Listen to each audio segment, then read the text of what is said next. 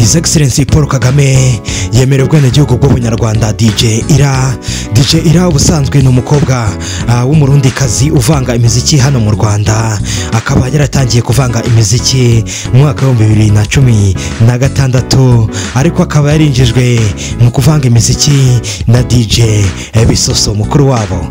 Ubwo rero muri 2015 yasozaga amashuri yisumbuye, DJ Bisoso yamuzanye hano mu Rwanda maze amwinjiza mu kuvanga imiziki aramumenyekanisha. DJ Ira rero uyu munsi ubwo Perezida Paul Kagame yagira uruzinduko muri BK Arena yahawe umwanya w'ijambo, maze ashima uko ubuyobozi bw'u Rwanda buha amahirwe angana abanyamahanga n'abanyarwanda.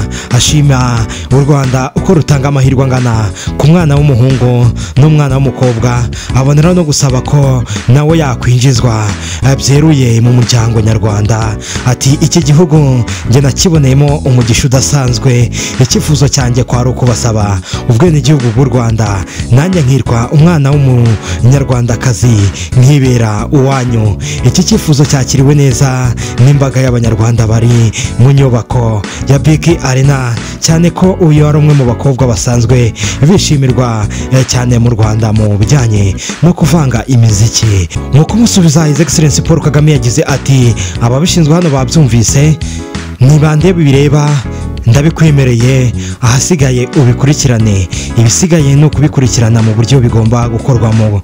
Gusa nakubwira iki, uyu mukobwa yari yicaye ibyishimo byamurenze, abari aho babyakirana yombi, ndetse no ku mbuga nkoranyambaga ubutumwa bumuha ikaze mu muryango mugari w'abanyarwanda bukomeje kwisukiranya. DJ Ira ni umwe mu bahanga mu kuvanga imiziki, umwuga yatangiye 2016 yafashijwemo na mubyara we DJ Bisoso wamufashije mu kuzamuka no kumenyekana mu Rwanda. DJ Bisoso yinjije DJ Ira i Kigali muri 2015 muri Kanama avuye i Burundi, ubwo yararangije amashuri yisumbuye. DJ Ira rero yari umurundikazi, ubwo bamemereye n'ubwenegihugu bundi bw'umunyarwanda kazi.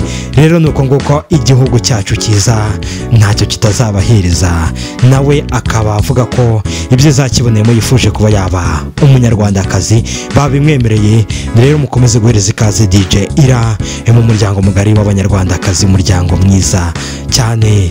Twe tureri Pro Entertainment turabakunda cyane.